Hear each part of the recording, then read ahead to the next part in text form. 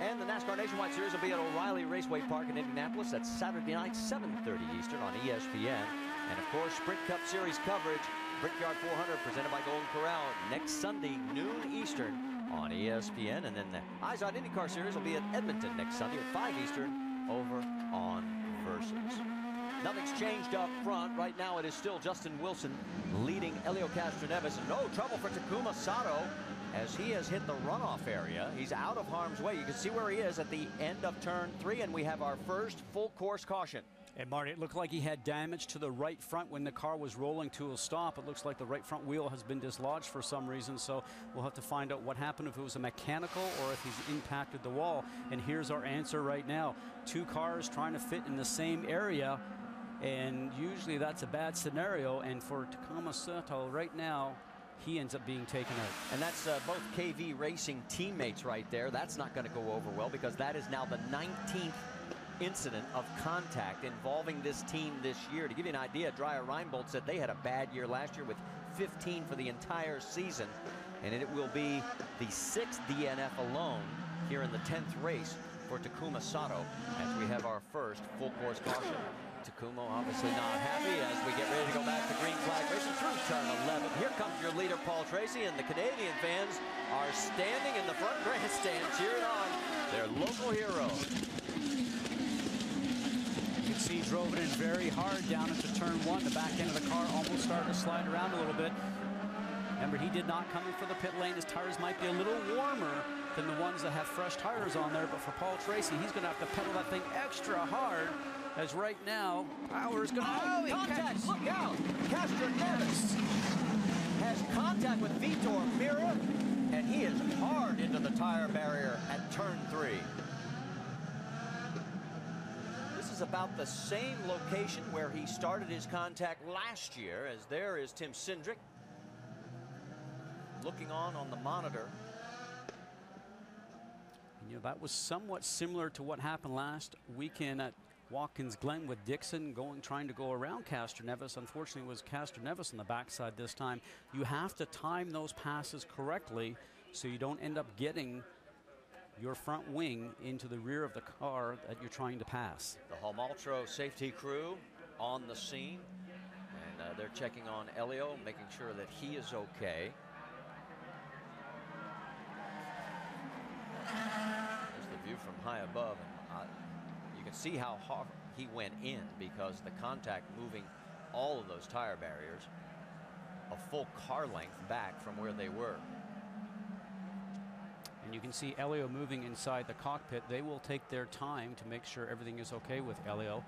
Team owner Roger Penske is looking on. Now remember, when he loses the wheel as he did when he comes down, he does not have any brakes left on the car. So he really could not slow the car down too much before it went down the escape road at the end of the straight and into the tire barrier. All right, there you see that Helio is climbing out of the cockpit of the car. That's the best sign. You can hear the crowd in the background applauding as they're looking on the big screens around the track. One man not applauding, and there's another. So they are now down to 2 competitors. All right, check the left side of your screen. Yeah, because we had 2 situations going here. Both the Penske cars are trying to make a pass on the cars in front, and just see how close that was. He just caught the back end of Vitor Mira's car, took off the wheel. Like I said, the brakes are no longer working.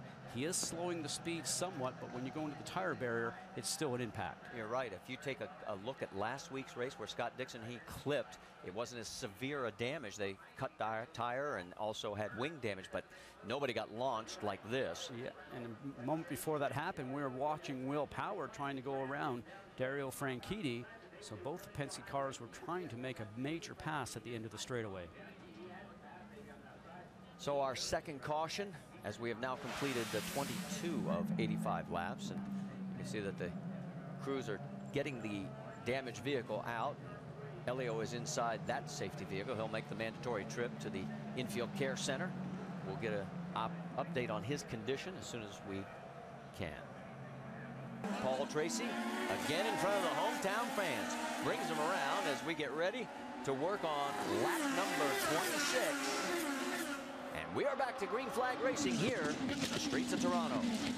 Now for Paul Tracy and Vitor Mira, who's aboard the ABC machine. Both those guys are running on tires that are well used from third place on backwards. Dario and Franchitti, they all have pit and have those fresh tires. So theoretically, they should be quicker. And right now, Alex Lloyd with his rear wing and rear suspension off, Marty. So he has a crash, and it looked like it was one of Eric Bachelot's cars that was also involved, and you can see exactly where that is, right down at turn number 1. And again, we're going to go back to full course caution. So after running pretty clean early in this race, we're having 3 quick cautions. And now, again, we got to talk fuel strategy, because this has definitely got to open up some windows of opportunities for people if they want to try and make this on one more stop, right? Well, and for Paul Tracy, again, he is smiling because he has to try and conserve fuel to get through as many laps as he possibly can. And if you can get 30 on a tank full, roughly, they're saying underneath green, and we have had quite a few yellow laps right now. So we'll have to see exactly when he feels he needs to come in for fuel, but he will try and stretch it out. And no doubt, every yellow that he sees, he's going to be very thankful, because if he can get this done in one more stop, everybody has to stop one more time, Marty. So it just might play even for everyone. And as we get ready to come back to racing, here we go through turn number 11. Green flag flies, and Paul Tracy leads the field.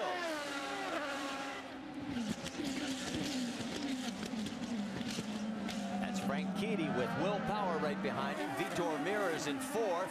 And boy, Justin Wilson on those red tires. He's the only one in the top 13 that's on the alternate reds, and he wants to get around Vitor. Has to do it cleanly, because he probably have seen that Vitor's having trouble under braking. Now Vitor waits to the very last minute. Pass for the lead. As you saw Dario Franchitti get around Paul Tracy. So that'll be our 3rd different leader. Here's Will Power right on the back wing of the 15. Oh, and another crash. It looks like the 34 is in. That's Mario Romancini. He had just taken a pit stop on this last caution, and there he is. It's local, but unless they get him refired, they are going to have to bring out the full course caution once again. Race leader Dario Franchitti coming to start finish right now. Oh, this is going to turn into a full course caution with the safety vehicle out there at the end of the straightaway. Have to. And it just flies. So now we have our 4th full course caution here at Toronto. So, boy, after a very good opening stretch of laps, we have now had 12 full laps of caution. Here's the replay. Congestion again going down here into turn 3. And once again, if you can believe, in this scenario for KV Racing is not having a whole lot of luck here, because Mario Moraes is going to come down here and just sort of push everyone around and cause this collision. Moraes able to keep going. Dan Weldon's able to stay out of the fray, but unfortunately for Romancini, the wheel's off and he's climbing out. And they always say that yellows breed yellows, and I'm going to go against the thinking here. I guess if I am Paul Tracy right now and I'm up here and running, if I can just get a lot more yellows and then still everybody has to have one stop, at least I'm still at the front of the grid. Maybe those strategies will work. Well, and let those 2 guys go by, so let's give Justin Wilson a chance to extend his lead. There you can see the margin as they come through turn number 5. Heading for 6, which is the right-hander. Oh, no, and Briscoe has crashed. Heading down into turn number 3. So 2 of 3 Penske machines are, well, 1 is definitely out, and Briscoe may be out. It could be. He could get back, and if it's just the nose. I can't think of any time like this year that we've had so many mishaps with Penske cars. And I think it just goes to show you how tough the competition is. So far, still a local caution.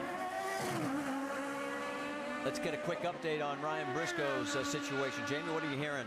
Well, just before you saw him go off course there, it was actually about a lap and a half before, Ryan came on the radio and said this car is so difficult to drive. Before his last pit stop, he said the front end was getting heavy, but he seems to think that the car may be okay. Roger Penske on the radio saying, tell them to restart you and get you going. Look for him to come back down pit road to check it out. Here's the replay of the 6 car. Well, he got jacked up from behind. And that was Graham Rahal that got into it. So Roger Penske will see that, and he'll figure out why. And well, sure and also Briscoe wasn't really on the very left-hand side of the racetrack. His left, our right, going into the turn, running a bit of defensive line, and I'm sure that Ray Hall thought that he was going to move over and set himself up for the turn. And they talked about that in the driver's meeting. When you come down, you run your normal line. We don't want you on the inside half of the track. So, Team Penske is down to one bullet, and that is Will Power, the man who's won 3 times this year, and he's got to chase down Justin Wilson. Back here at the race leader, there is your race leader. As we take a look at our Firestone lap leader, Justin Wilson has taken over the most laps led, as you can see, by 3 and counting over Dario Franchitti. We've had a total of 5 different leaders with 5 lead changes in today's race. Oh no, we've got another crash. Oh, it is Matos, and now the 20th incident involving a KV racing machine, and that looks like the 8 of Viso, or... Yeah, they were running together on the course, so one's going to presume that EJ, who's had a good weekend here, he's been running up in the top 5. Thought he might have a shot at the top 6 in qualifying, but just didn't get that portion of it done. You can see exactly where the race leader is in. Oh no, and Paul Tracy, something happened to him. I don't see any damage on the car, but this is going to cost him a lot of position. He was running in 17th. That is down in the turn 3 section. He's trying to get the Maltro safety crew to fire the engine so he can get back into the battle, and they do. There's Ryan Briscoe, as you saw on side by side. He got a new front wings assembly. And Rafa is climbing out. Let's go back and take a look and see what happened. All the cars spraying through here, and Danica Patrick sliding on the inside of her teammate Marco Andretti. And then with the bottleneck there, it looks like Alex Tagliani was trying to get past Rafa Matos. And in the end result, he gets into the wall. And then we're going to end up finding what's going on with Tracy. Hard on the brakes coming into the turn. Looks like he's overcooking it just sideways. And good thing he didn't take out Simone Di Silvestro, because he was just really out of control. On board with the Paul Tracy as we go to break, and Simona, she's running 12th right now, as that was the battle at the time, and Paul has fallen back. We'll be back with more after this from our ABC stations. Back on the streets of Toronto, the IZOD IndyCar Series still under caution after that multiple car incident. But one thing that has not been in question today is the performance of the 22 car of Justin Wilson. For Brian Reinbold, dominated the early stages of the race, back in front again. Larry Curry, you came in, you had 1 lap on those red tires that you put on his car. You've got enough fuel to the end. You gave him a little front wing. Any concerns at all as we tick off these final laps here from the front of the field? You're always concerned when you got Will Power and Dario Franchitti sitting behind you, but I think Justin's got a good enough horse to pull this off. So we're in good shape on our tires. We've ran far enough so the Z-Line car is ready to go, and he'll go finish the deal. What's been the key for you guys this weekend? You've been so good from the time you rolled off the truck. We had to have a bit of a regroup after we all came out of Watkins Glen very disappointed. We went home, got everybody together and talked about it and said we got to get better. But it isn't just on the performance on the racetrack, it's in the pits, it's everywhere. So our first pit stop, we lost a few positions. The second one, we beat them out. So I think the message got across. Indeed, it's been a total team effort for the Brian Reinbold unit here today. Justin Wilson continues to lead on the streets of Toronto. The finish of the race is just ahead as we go side by side on ABC. All right, let's set up the calendar for you, because the Fram Autolite NHRA Nationals tonight, 6 Eastern on ESPN2. Then NASCAR Now tomorrow at 5 Eastern on ESPN2. NASCAR Nationwide Series is at O'Reilly Raceway Park in Indy Saturday evening, 7:30 Eastern on ESPN. And then, of course, our Sprint Cup Series coverage begins with the Brickyard 400 presented by Golden Corral next Sunday at noon Eastern on ESPN. And the IZOD IndyCar Series is at Edmonton next Sunday, 5 Eastern, with our friends at Versus. We're going to take one more quick break because we're still under our 5th caution here at Toronto. Stay with us. Back here in the streets of Toronto, coming through turn 11, the race leader, Justin Wilson, as we go back to green flag racing with now 14 laps to go as we go across the stripe. Will Power trying on the outside, and boy, does he get a great pass. That was a result of Justin Wilson trying to get on the gas through 10 and 11. The backhand stepped out from underneath him. Now he's going to have his work cut out for him to try and get past Will Power. Power, who has won 3 times this year on the road and street courses, takes the lead away on this restart. Dario Franchitti third. Look at the back. Shimbiak in the back, trying to squeeze through. Ryan Hunter-Reay. Oh, and there's contact with Scott Dixon. And Dixon's into the wall. Is there serious damage, or can he continue? Look at Tony Kanaan weaving his way, trying to get around his teammate. So far, no view of the number 9.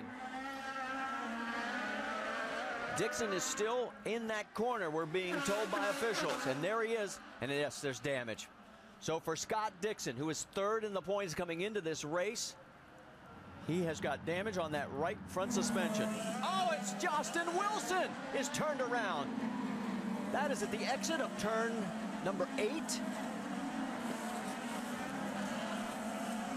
He gets it spun around, back on course, and all of a sudden, this race has changed dramatically. You see where the race leader is. Scott Dixon's trying to limp his way back to the pits. And Will Power now has about a 1-second lead over Dario Franchitti. And there is the damage on the left front suspension, the wing assembly on the number 9 of Scott Dixon. I remember having a conversation at Barber Motorsport Park with Scott Dixon earlier in the year at the test there, and he said, if I'm going to win the championship, we have to have a mistake-free season. This will cost him dearly in the points championship. If he cannot get back out, this would be the 2nd DNF of the year, and it looks like this one could be pretty much terminal because that suspension is really bent. While all that continues, we're still trying to find out. Oh, now more trouble. As is Thomas Schechter in the 24 and the 77 of Alex Tagliani. And again, we've got an issue down in turn number 1.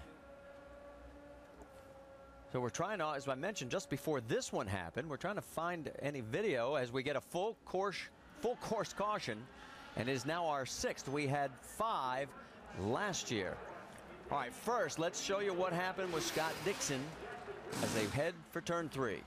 In this scenario here, he gets into the middle of turn. You can see actually on the right-hand side, you got Ryan Hunter-Reay. And Dixon saw him coming because he gave him room, but Ryan Hunter-Reay really used a bit too much room on the exit and just punted Dixon into the wall.